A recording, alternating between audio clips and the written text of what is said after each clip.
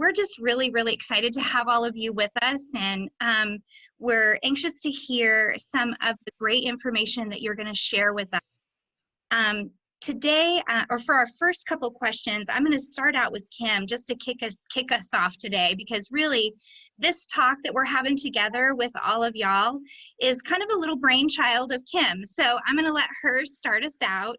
Our first question for our panel is, what are some of the creative strategies that special education directors are seeing teachers use to reach and work with families and their students?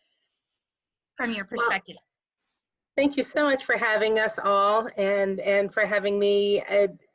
This is just such a wonderful opportunity to get to talk to parents. When we get to talk to our own parents, and to be able to talk to parents in general, and to give them a sense of what we districts have been doing around the state is just phenomenal for us to be able to spread that message.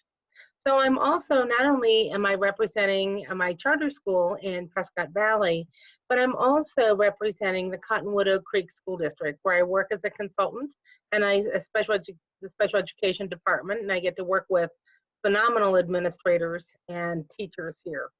So some of our creative strategies is that laptops were sent home. We were scrounging. We had technology working literally nights and weekends, fixing up every last laptop that was Chromebook that was available to get them all out to the students. In my charter school, we purchased Verizon broadband boosters and portable hotspots to distribute with those laptops that went out. And some of the families we weren't able to reach by technology, and to get that started very early on. And sometimes for some families, we're still sending out packets, but we've got packets going back and forth with school buses out to families. Then of course, we've got the online services. So that's what we've been doing. And some of us even got some academic, diagnostic, and instructional support online programs going, where we had usually been working with direct instruction with the teachers. We've got these online programs that have stepped up to help and support us. And that's going to help with the gathering data for those end of the year progress reports. Beautiful. Thank you, Kim.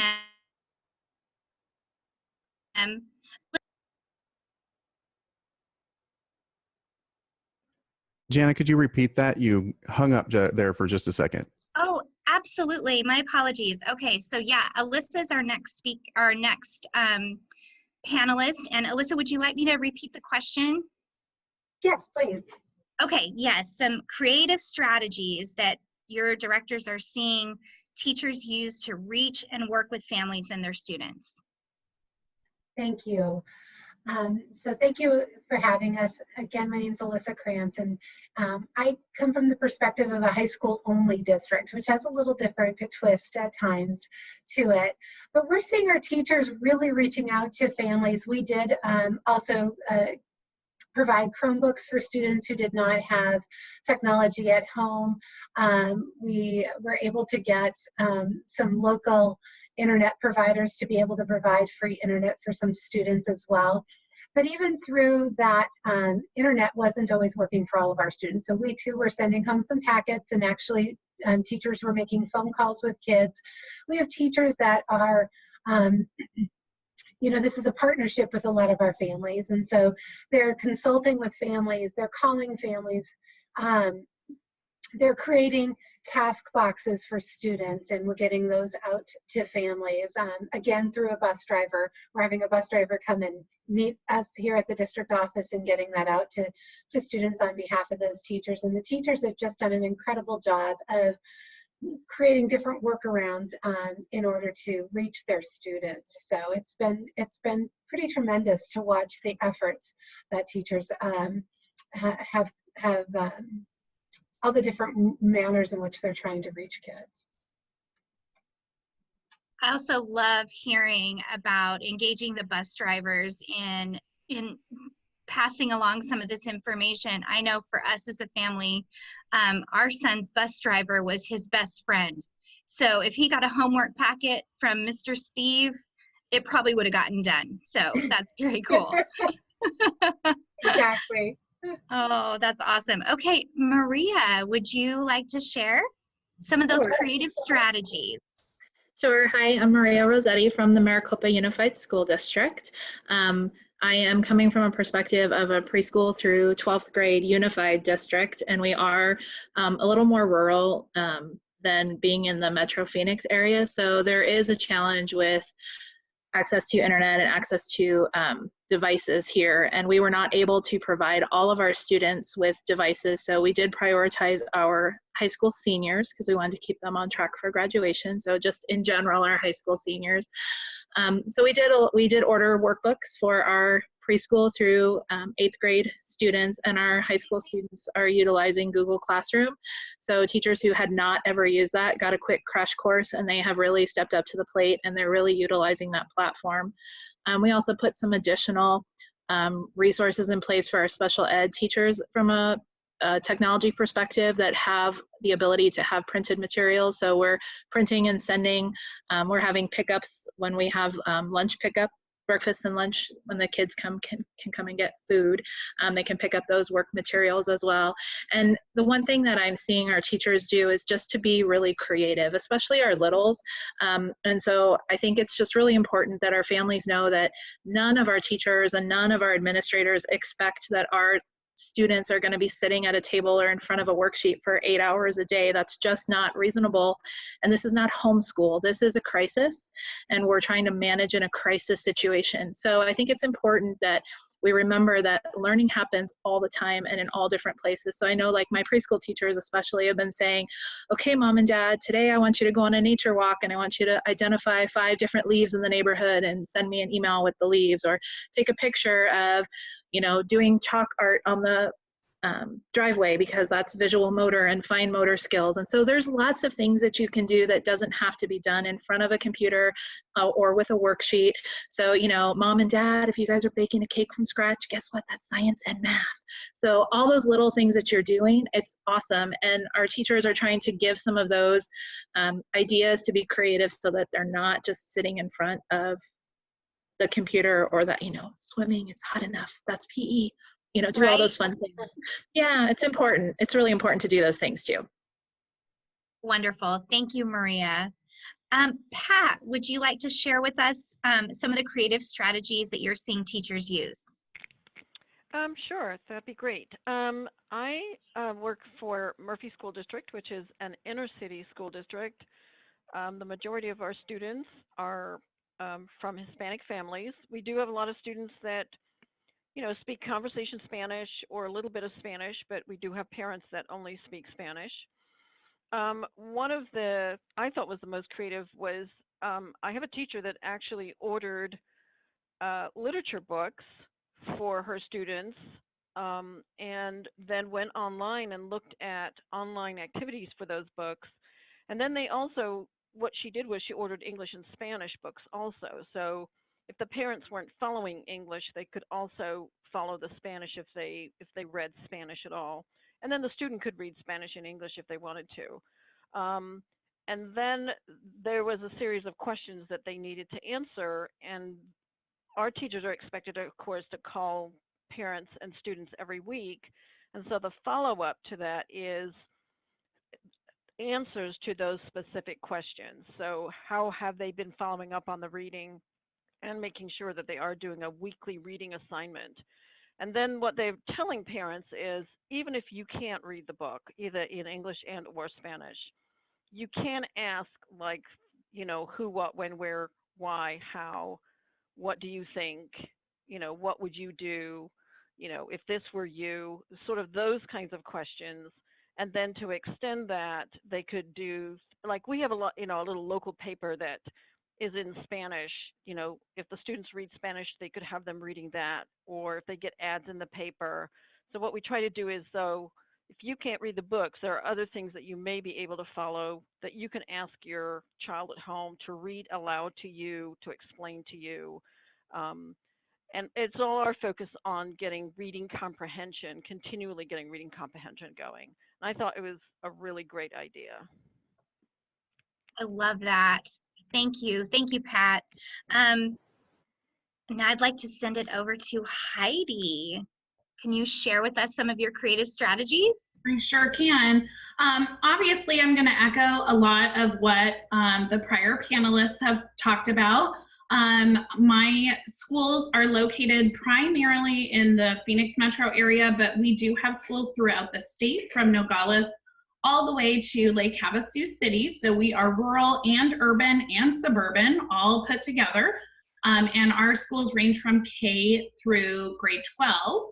And we have about 7,300 kids across all of our schools, and we were able to hand out over 3,000 Chromebooks. Most of our schools at this point are one-to-one on their technology, so that of course made it really a lot easier for families that needed that as a tool. Most of our schools already use Google Classroom before the closure, so that again made it a little bit easier for us to transition over. For my special ed teachers though, that was definitely a little bit more of a challenge. Just how do we convert all of those activities and that instruction that we do in person into that format? So our schools actually, they developed a distance learning plan for each of their students with an IEP that mirrors very closely, if not exactly, what is in the IEP and how we could deliver that in the most effective way, and also in a way that was best for the family. Our priority was to make sure that the family was involved in the decision of, do you want to participate online? Can you participate in a live session, or do you need something you can do on your own time? Or do you need those paper packets dropped off by the bus drivers or picked up during our lunch pickup times?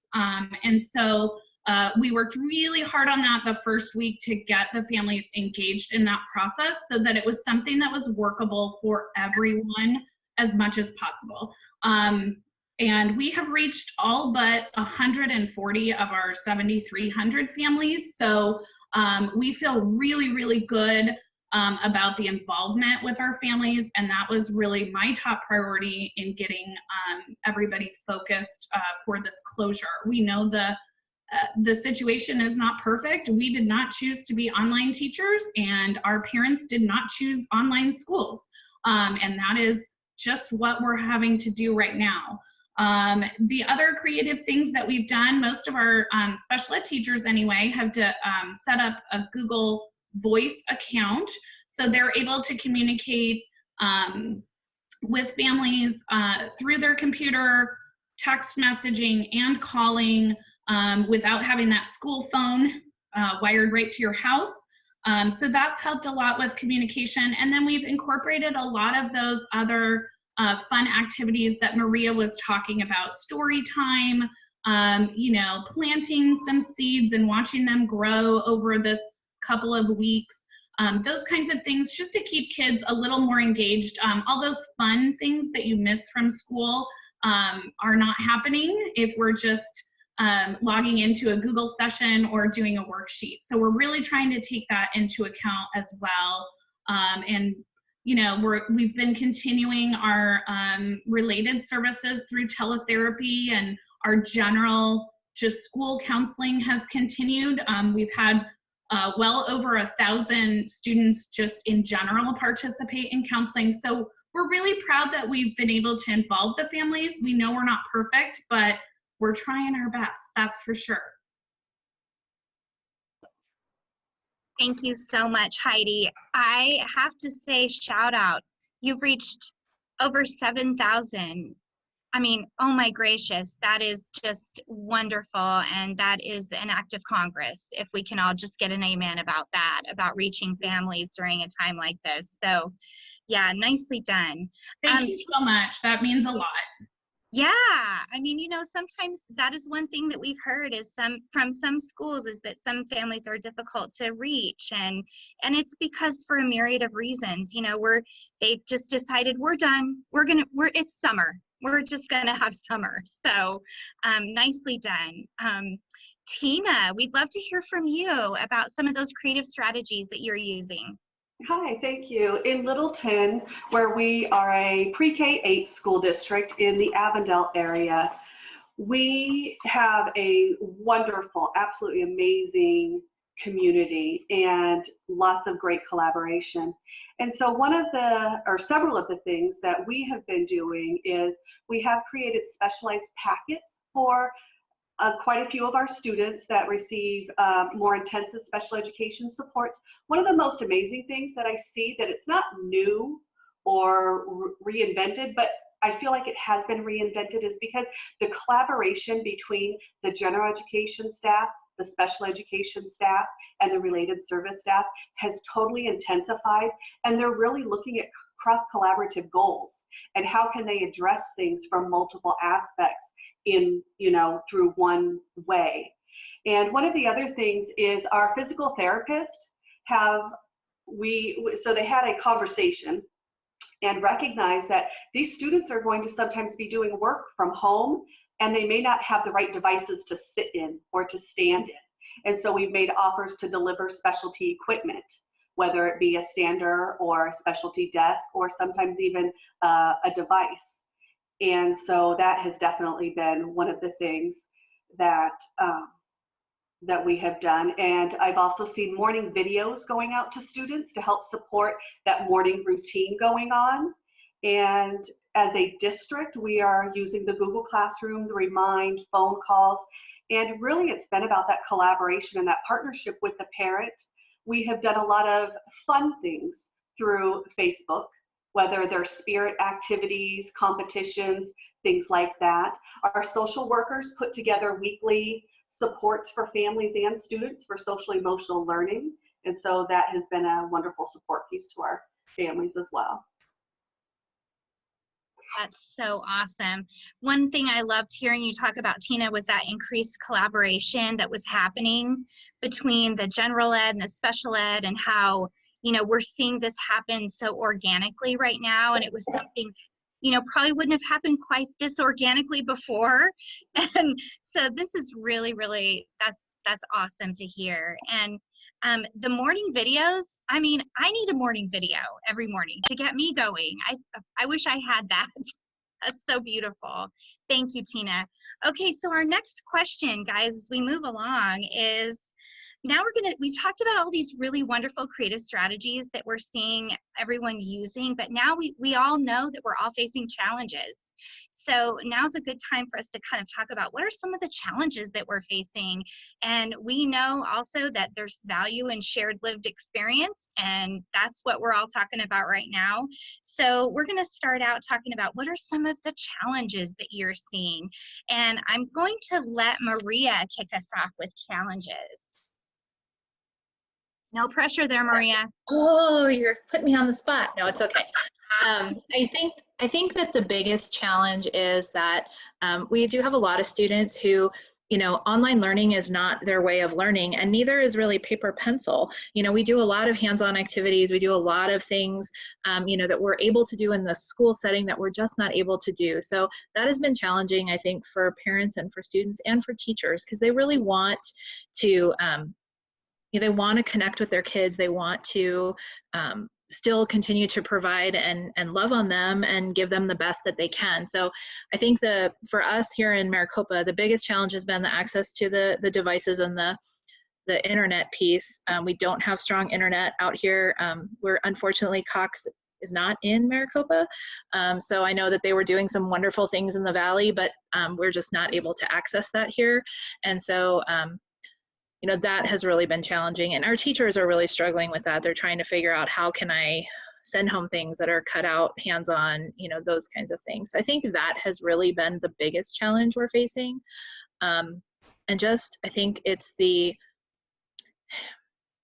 how to connect with our kids who have those significant disabilities, but then how to just continue to make sure that they're making progress. All of our teachers want those kids to continue to grow and make progress and do the best that they can and be the best that they can be.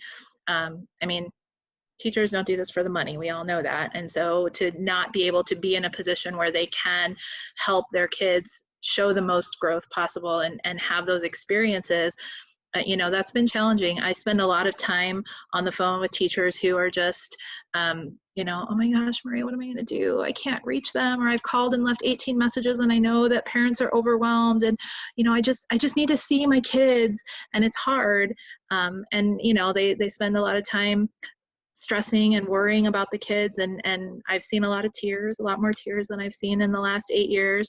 So, you know, that's hard to watch, because our teachers just have such a heart for kids. And so, you know, just trying to support them and continue to bolster them and keep them able to move forward too. Because, you know, I know everyone keeps saying this is like homeschooling. This is not like homeschooling. This is not homeschool. This is a crisis. This is a pandemic. And this is a situation that we're all trying to manage. So, you know, hats off and God bless the homeschool families, because I don't know how they do it regularly, because that in and of itself is a challenge. And this is not that.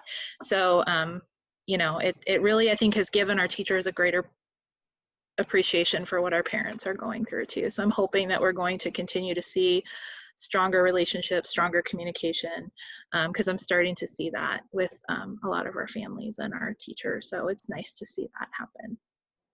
Wonderful. Thank you, Maria. Alissa, would you be willing to share? We're talking about challenges that you're seeing teachers are facing. Absolutely. Well, in a high school setting, it's one of the biggest challenges, I think, and kind of unique to high school, is that credit is king in high schools, right? And kids worry a lot about grades. But in special education, we also need to worry about progress on IEP goals and worry about that IEP. So in some school districts, including mine, we have, you know, said that during this time, kids are moving forward with their grades. They're able to improve their grade, but they're not going backwards. So if we do have some students who have had good grades, then they have been less willing to be involved in some of the online work, which is a struggle if they also happen to have an IEP, and we're trying to work towards those IEP goals. So trying to get a kid to understand that it's really important that we work on their IEP as well, even if they already have a B in social studies or science and they're getting their credit and they know that. So to kind of do that balance between the special education portion of their education and working on those IEP goals on top of access to their general ed classrooms. That's been a challenge for us in high schools, actually. Another challenge really has been similar to what Maria said, is just the data collection, because it looks so different, right? We've changed the complete setting. And so some of the setup and the data collection that we need to do is embedded in the setting itself. And so because we're in a completely different setting, that I have a lot of teachers just really concerned about their data and the data they're getting, or that they're very reliant on the parents, and they've really appreciated the intense relationship and definitely has improved relationships through this pandemic, but that they're not taking the data now, that they're relying on the parents for some of those data points. And that has caused somewhat of a challenge for the teachers as well. So I think those are some specific challenges that we've encountered, and I think are kind of interesting. Yeah, absolutely. Thank you so much, Alissa. Something that I'm hearing kind of across the board, though, through all of this, is that even though we're all apart, we are still kind of seeing this weird closeness that's happening because of this need to really, really have to communicate and collaborate. So that's so wonderful to hear, even in the midst of the challenge. So absolutely. All right. Thank you, Alissa. I'd love to hear from Heidi. What are you guys experiencing some of your challenges?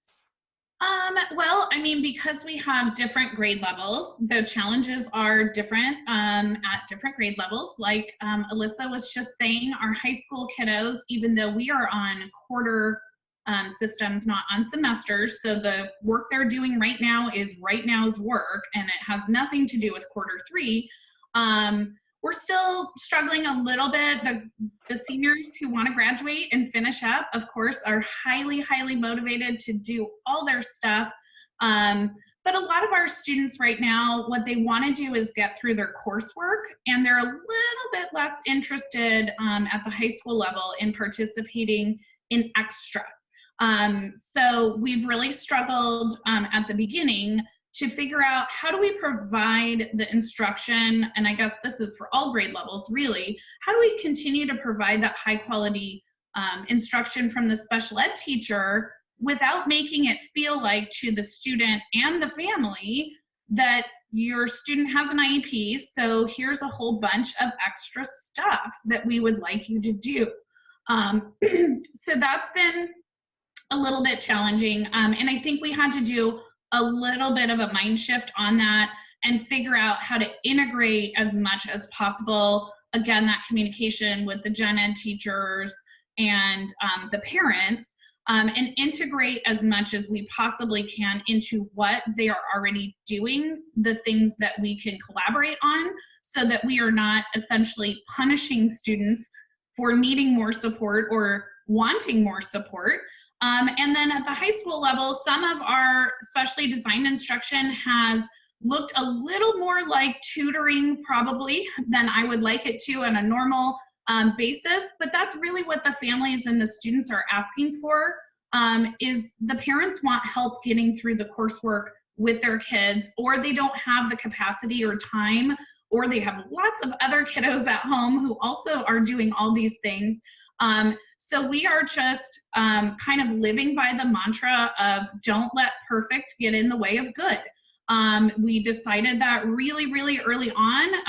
And I think once we started repeating that to ourselves, and that, you know, like Maria keeps saying, this is not homeschooling, this is not online school.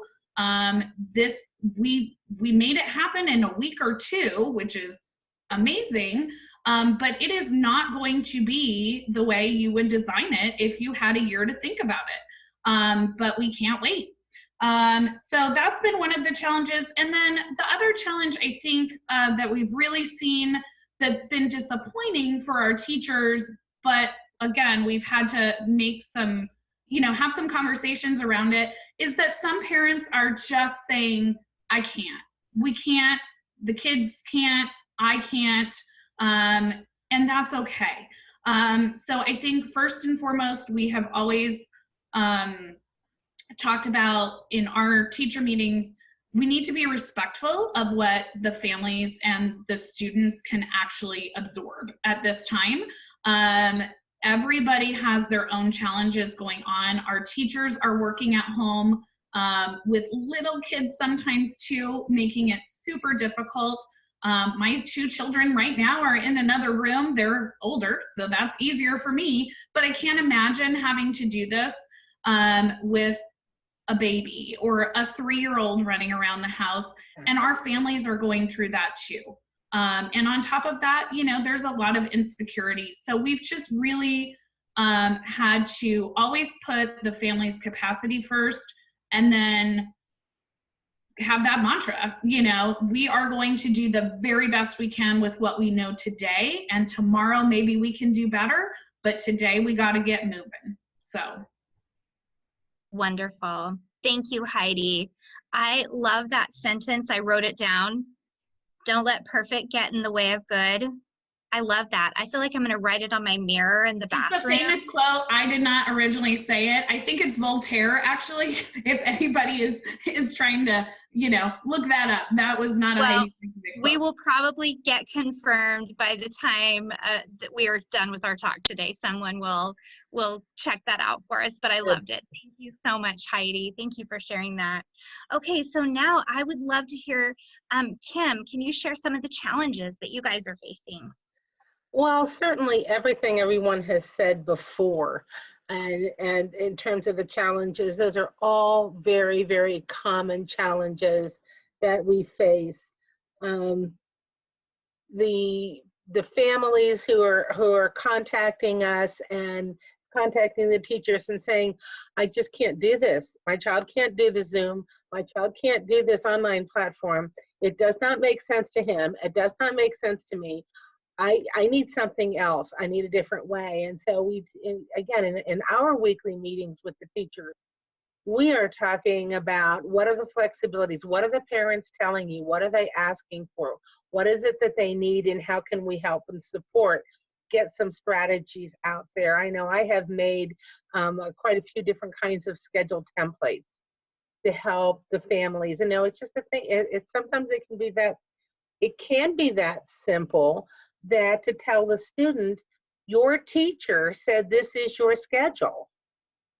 And sometimes that language is helping those families with the children who just are having the worst time making the transition from school at home.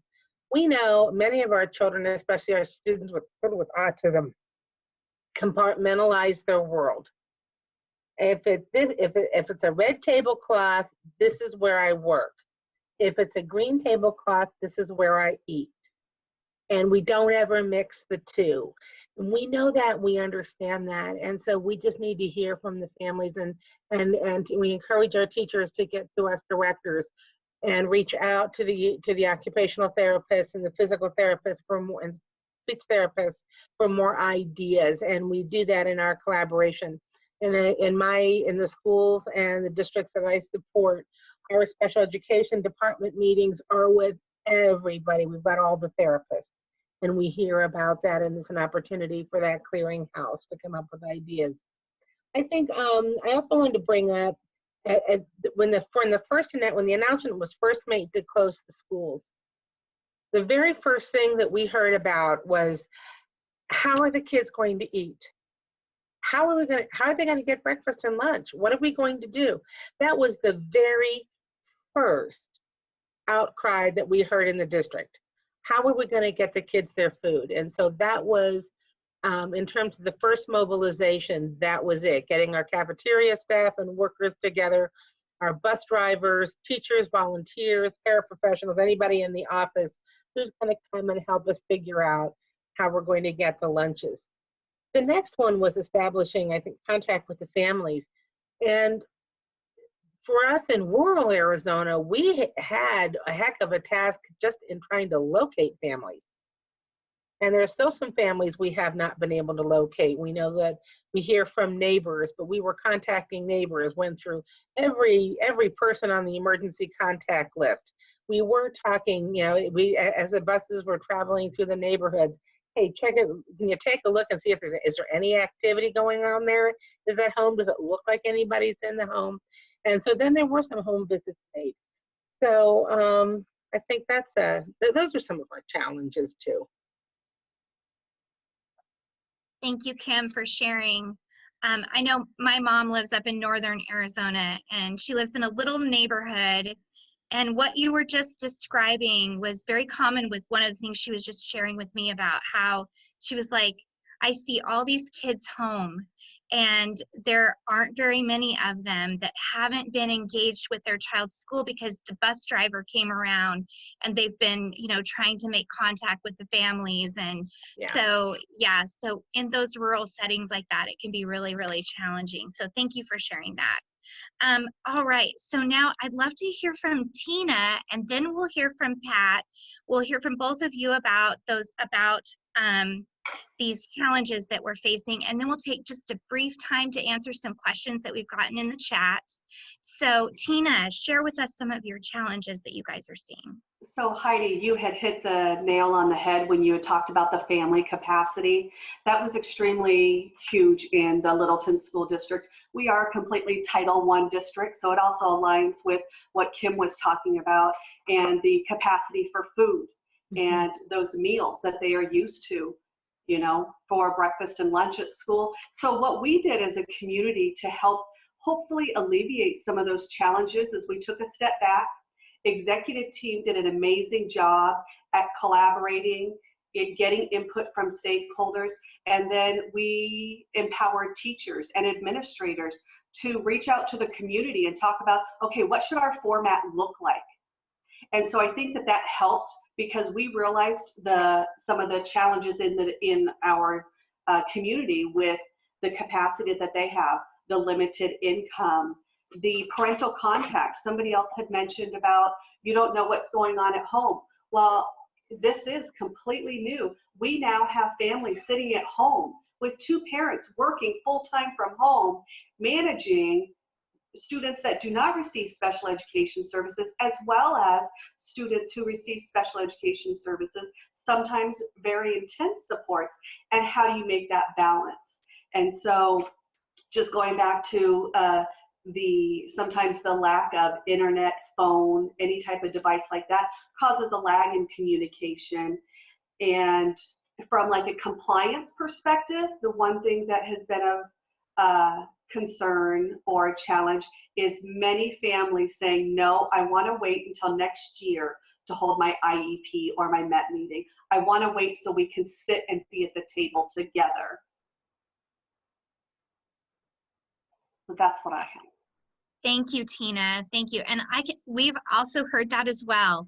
It's just like families are putting a pause on everything. Wait, there is definitely those that are, nope, we're in summer. We'll wait. We'll do this next year. So thank you for sharing. Pat, we'd love to hear from you some of the challenges that you're facing. I'm going to talk about one challenge. Okay. And sort of give you an example. I was in an IEP meeting earlier today, and we were going over new goals, and what I realized is in these meetings, and then when we're talking to parents about IEP goals and how to meet IEP goals at home, there's a different kind of conversation. And I think that was the biggest challenge, is the conversations were much more detailed. Parents were asking even more questions. How do I meet those goals at home?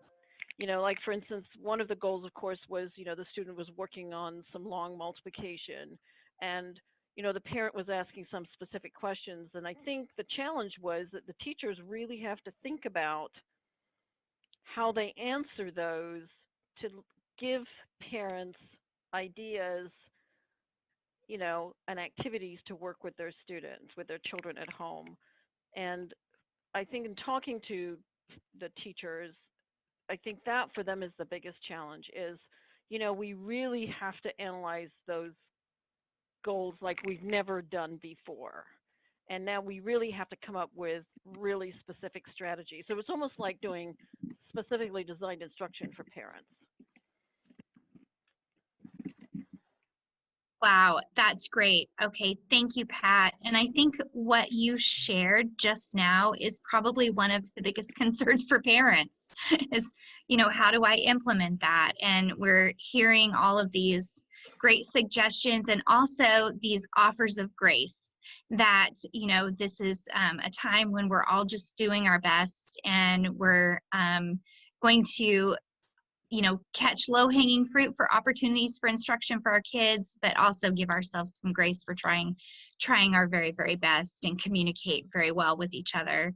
I would love to now take a pause, and I'd like to bring our host, Neil Wintle, into our conversation to help us with some questions that we may have gotten in the chat during our first two rounds of questions with our panelists.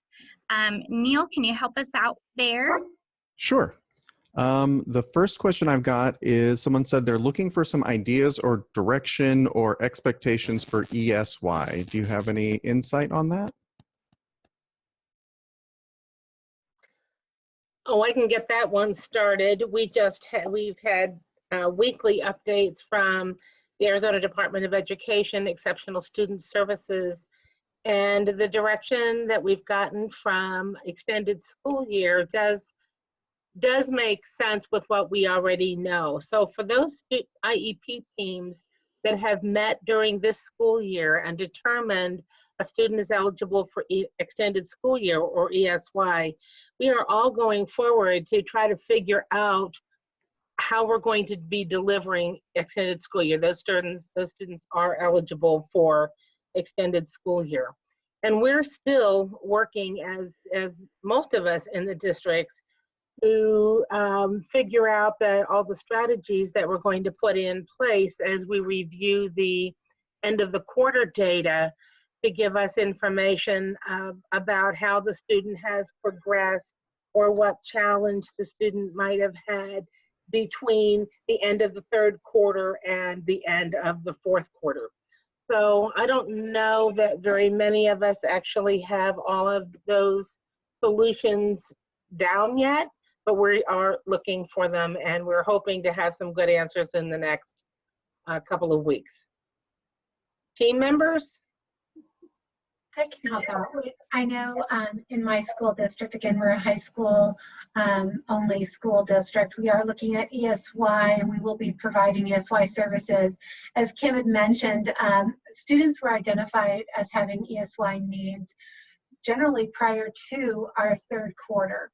So we had that established with those students prior to that. We are providing our ESY services virtually though, so it will be in a similar format as the students are receiving services right now. And that's kind of as far as we've gotten. So we have collected that data, determined those students who need ESY services, and we'll be providing that virtually. Great. Thank you. Thank you, Kim and Alissa. Did any of the other members of our team want to address that question before we move on to the next? Okay, very good. Thank you so much. Neil, did we have any more questions in the chat? We had one other question that I will kind of generalize, and I know that it was mentioned a bit earlier, but parents really are struggling. Some parents who have children who just will not participate in Zoom meetings. It's just not something that is working for their child, and I think a lot of parents are feeling, you know, kind of down on themselves for not, you know, being able to do that. What would you suggest that these parents do? I can answer. I can start it anyway. We do have a couple of families who have expressed, you know, those feelings about participating in the Zoom meeting, whether it's a technology issue or just a personal preference of the student or the families. And we have just worked with them. I think the most important thing to do is let your teacher know or your administrator know, I want to do this, or my student wants to do it. This way doesn't work. If you have a suggestion of what might work better, of course, share that with them, but ask them for other ways. In my experience, I don't think there's probably a school or a district out there that is not having to offer things in multiple ways right now. You know, just because we have handed out all this technology doesn't mean that we say, well, use it or we don't do anything. You know, there's plenty of paper going back and forth at our schools as well. But, you know, if a parent says, this is what really works for my student, we are going to do our very, very best to accommodate that. You know, I have some teachers who have gone above and beyond and scheduled things at 7 p.m. because the recorded videos just don't really work for the kiddos. And, you know, so I think the communication piece from the parent to the school is really important. I think everybody's really, really open to that. It's just sometimes we don't know. And what we don't know, we can't help solve. So just sharing what is going to work. And then again, not putting pressure on yourselves or your students. The kiddos to me are kind of in a mourning phase. With my own kids, I've kind of experienced that. Lots of activities and friends and everything else has been taken away. And we need to let them kind of go through that process. And just when they are ready, have them participate in things that they can participate in. To add on that, going back to something that Maria said earlier, is also recognizing that those play-based activities are educational. And so take advantage of those as a family, as well as one of the things that you could do is work with your special education staff to find out, okay, what is the maximum amount of time that Johnny can participate in a Zoom-based activity? Okay, great, it's 10 minutes. Let's do that for 10 minutes. And then let's go have him do a preferred activity that he wants to do, and then maybe come back to the situation. Or it could be the special educator could be working on a preferred activity with them also. And then that way it's just not so educational and routine. And then maybe even setting timers for the students. So then that way, you know, when when your timer goes off, you can play with the Play-Doh, or you can do jumping jacks, whatever it is that the kid might like to do. I think Wonderful. just to piggyback on all of that is parents, again, you need to give yourselves grace. We do not expect you to be teachers, trained teachers. We are expecting you to be a little bit of a teacher right now, but not in a trained sense. We're looking for your partnership. And I think every teacher I've talked to, every administrator, every colleague, we don't want kids to hate school by having to participate in this format. So if your child is really not wanting to participate, then, you know, I think Heidi said it best, communicate with your school, find out what will work for them. I know I have one kiddo who doesn't really want to participate, but likes to play chess. So he and the teacher are emailing chess moves back and forth, and they're playing a virtual chess game. So, you know, and that's critical thinking, and that's planning, and that's all kinds of executive function. Any board game that you play as a family, that's turn taking. Those are those soft skills. And those are those things that we don't always have a whole lot of time to build up. So, you know what, do family game night, and you're not failing as a parent because you are teaching them things. It just is not what's on a worksheet, and that's okay, because we're in the middle of a crisis, and it's okay, period. I love it. Thank you, Maria. Thank you. On that note, I'm going to move us along because we're running up against our time clock, and we've got 2 more questions I really want all of our panelists to be able to address. And so I'm going to jump in that quickly. Neil, unless there was one more burning question in our chat that we really need to pay attention to. That was everything we had. Awesome. Okay, beautiful. So our next question, and I'm going to start us out with Tina. Tina, what messages would you like conveyed to families and students during this time? I think that it's most important that the families realize how much we love and miss the day-to-day interactions with our students. We are here to support you in any way that we can, which is feasible. You know, contact us. Let us know if we haven't communicated. You know, in whatever your mode of communication is, we are here to partner and support during this time. Maria has said over and over again that we are in a crisis. It is different times, and it's going to be okay. Once we're able to open those doors and hug those babies, we're going to remember, and we're going to come out a stronger, much healthier community. Beautiful. Thank you. Heidi, would you share with us what is the one message that you would like conveyed to families and students during this time? I think the message for us, besides what everyone has already shared and what I've already said, is that we're paying attention, and we're making sure that we are not losing the thread. So the amount of virtual Post-it notes, essentially, that we are keeping this year to make sure we can pick up right where we left off is really amazing. Our teachers have come up with some great systems that we've standardized. You know, I know this is really hard for you. We want to make sure that when we come back, it is as smooth as it can possibly be. And I'm sure every teacher and every school around the state is doing the same thing in one way or another. We will be better when we get back. And it might just take a little bit of time, but everybody's starting in the same place when we come back. We will have all missed something, whether, you know, the kiddo has an IEP or not. The learning has, you know, changed for the last couple months, and that's okay, because we're all in this together. Instead of one kid being left out for 3 months, it's going to be his whole class.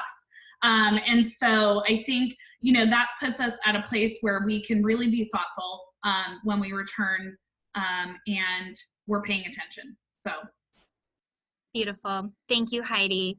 That's true. It's not just our special education students that this is impacting. It's all of our students. Right. Alissa, would you share with us what is that one message that you would like conveyed to families and students? Thank you. Thank you for your partnership and thank you for your flexibility, because everyone's had to be very flexible.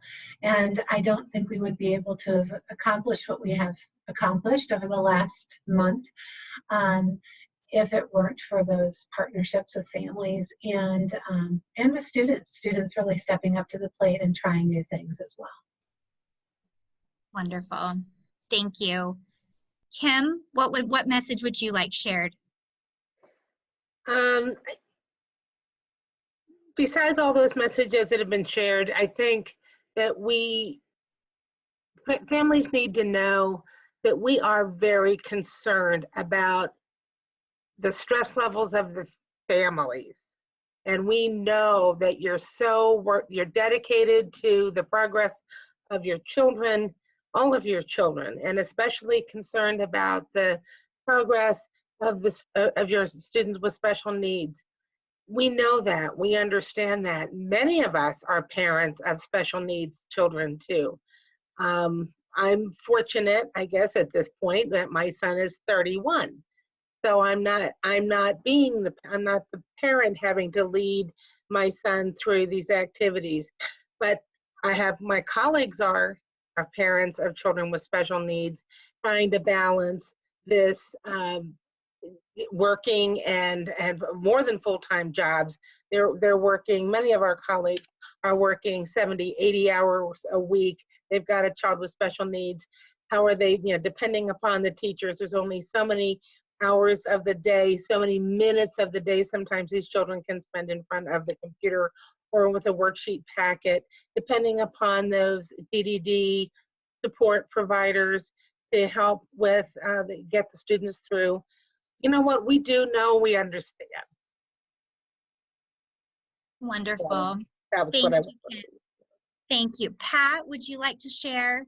What is that one message that you would like conveyed to families and students?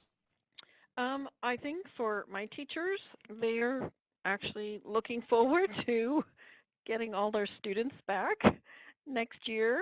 And, we're already talking about how can we look at, has there been anything lost?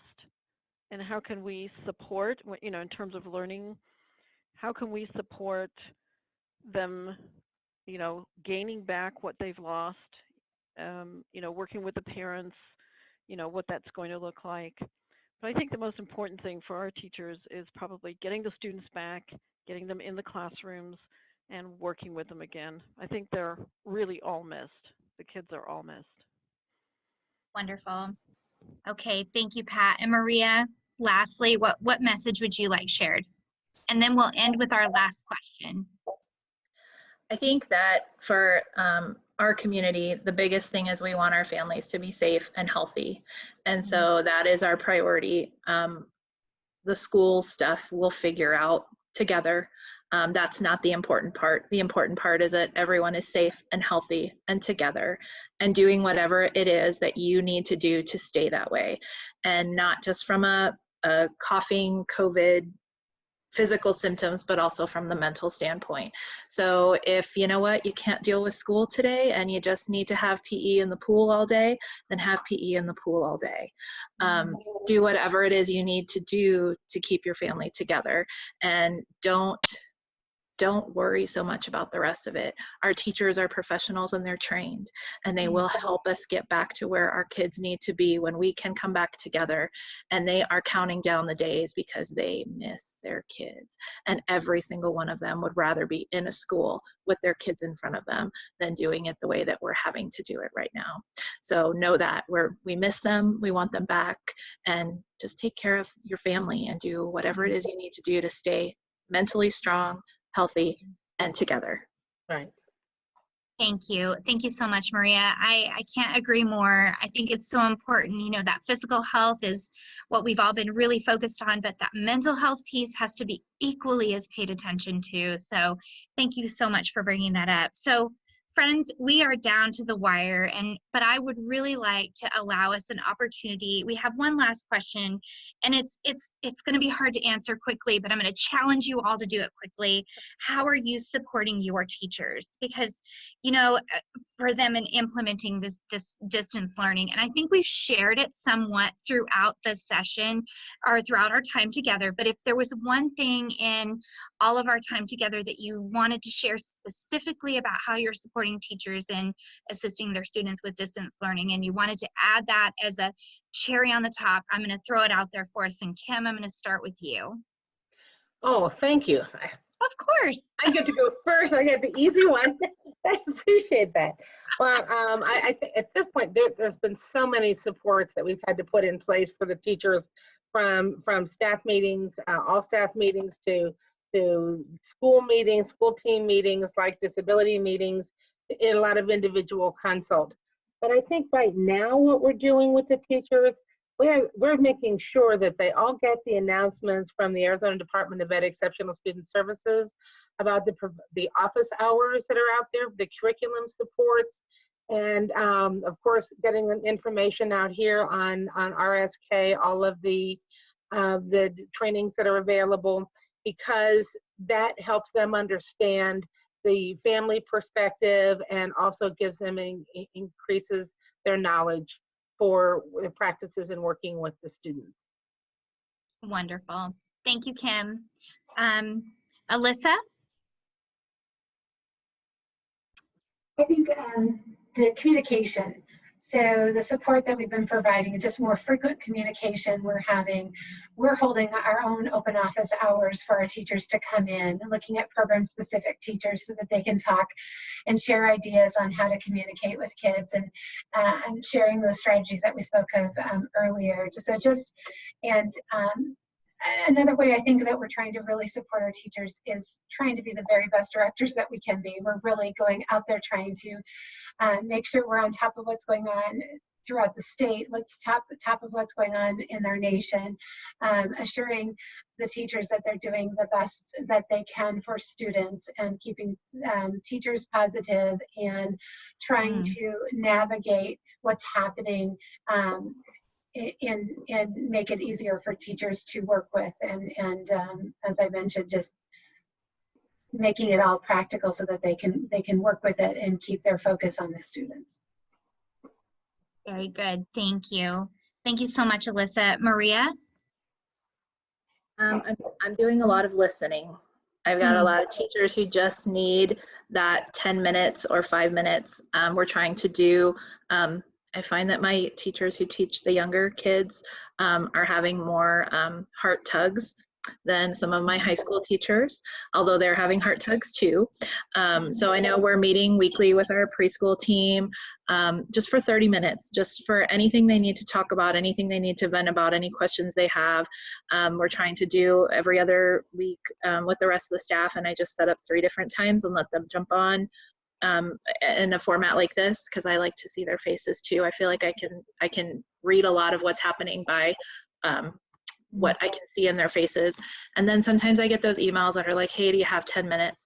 Yep, I make 10 minutes and we get on the phone. They're hurting. They're hurting as much as our parents and our kids are. And so we just need to listen and love on them as much as we can too, so that they can continue to love on our kids and keep things moving forward the best we can. And they keep saying, you know, Maria, I can't do this, or you asked me to do, and I said, okay, are you doing the best you can? That's all I'm asking you to do, is the best you can. And if that's what you're doing and you're giving me 100%, then I'm good. So that's what we do. Awesome. Thank you, Maria. By the way, I love it that you call them your littles. I've just like coined that phrase now. It's so adorable. I call my preschools my littles because they're just a little. I'm a junior high teacher by trade, so they're littles to me. That's adorable. Okay, Pat. Yes, how are you supporting those teachers? For our teachers, it's keeping them updated on all the information that's coming, you know, from ADE, from CASE, from CEC, from, you know, anybody that's sending information, kind of putting it together and sending a message so that they're updated and they know that they're being supported not only at the school level, but at all different levels also. I think one of the things they've been very surprised and pleasantly is all the support that they have gotten. You know, we have gotten from ADE with the chat-ins and things like that, which some of the teachers are now participating in. So I think it's just keeping them informed. They want to know. They want to know. Informed and connected. Yeah, wonderful. Okay, thank you, Pat. Heidi? We're doing weekly meetings. We've broken them out by grade level. So we have a high school meeting for special ed teachers and a elementary K-8 level so that they can talk about what is working for them. They are all smarter than I am. They all come up with way better things than I'm ever going to come up with sitting in this room. And the other thing that I did at the beginning, I'm sharing information and where they can find it, but it was information overload at the beginning. And I think I told my teachers, here are all the things that you can look at, but if you are getting overwhelmed, you need to stop looking. You need to, I kind of put in a structured flexibility, as I like to call it. You know, we're going to have some guardrails here and some how-tos and to-do lists for you, how you accomplish those tasks, get creative, do what's right for your community and your family and your school staff. However, there's a wealth of information out there about all kinds of cool stuff you could try, but we need to have kind of a place where we stop looking. If anyone's ever written a research paper, you could just keep going and going and going. At some point, you have to stop looking. And so that was one of the things we did early on, and I think it calmed everything down and allowed people to become a little bit more creative, and now they're sharing such great ideas with each other every week. Next week, unfortunately, is our last one, and so hopefully we'll get to celebrate a little bit. We're doing Teacher Appreciation Week virtually this week. We're doing live online raffles for all of our staff members, not just our teachers, but we're just blowing it out to all of our staff members this week. And so we're trying to do all that fun stuff that we do for teachers during this week in a very remote way this year. So. Oh, that's so important. I always love Teacher Appreciation Week.